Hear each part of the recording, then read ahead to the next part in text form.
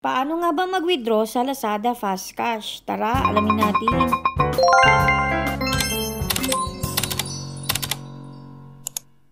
So, alam nyo naman na approve na yung Lazada Fast Cash ko, kaya mag-withdraw na ako. As you can see, may bawas na yung Lazada Fast Cash ko dito kasi nga, pag-withdraw na ako nung nakaraang araw. Pero, hindi ko lang na-videohan. Kaya ngayon, ipapakita ko na sa inyo kung paano mag-withdraw. Ito, i-click lang natin yung withdraw sa baba. Tapos, ito na agad yung makikita ninyo. Dito sa loan amount ay pipili tayo kung magkano yung gusto nating utangin. So, dito sa case ko is yung pinakamababa kung pwedeng utangin ay 500 pesos. So, dahil yung 600 yung gusto kong utangin, yung itatype ko dito ay 600 pesos. So, dito makikita nyo na pwede ko siyang bayaran sa loob ng 6 months. Pwede akong pumili kung 1 month to pay, 2 months to pay, or kung 3 months to pay, at hanggang 6 months to pay. Dito, ang interest neto ay same lang. So, lahat yan ay 39 pesos lahat. Per month yung 39 pesos na to ha. So, lahat yan hanggang 6 months ay 39 pesos.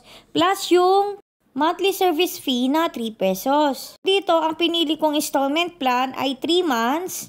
Tapos, tandaan nyo, yung disbursement neto ay sa Lazada wallet lang. So, hindi siya agad mapupunta sa GCash. Tapos, yung next naman is yung loan purpose. Pipili lang kayo dyan. So, maraming choices naman dyan at kahit ano pwede nyo piliin. So, kapag wala dyan, is click nyo lang yung others. Tapos next is dapat naka-on yung location natin. Dapat may check yan. Itong step 2, dapat naka-allow yan. Click lang natin yan. Tapos itong agreement, i-check lang din natin yan. Tapos i-click na natin yung withdraw. Tapos dito is itatype na natin yung PIN ng ating Lazada or Fast Cash. Tapos kapag okay na is magwe-wait na lang tayo. So ito madali lang to. Wala pa talagang 5 minutes. Siguro seconds lang. So, ayan, na-approve na. So, kung makikita nyo dito, yung Lazada Fast Cash ko, ay naging 1,000 na lang yung credit limit. At meron na ako agad na upcoming bill, which is naging 2 na nga siya. Kasi nga may loan ako sa una. So, titignan na natin yung Lazada wallet ko kung pumasok na siya. So, ayan, kitang-kita nyo naman na meron ng 600 pesos na laman yung aking Lazada wallet. Which is, yan nga yung galing sa aking Fast Cash.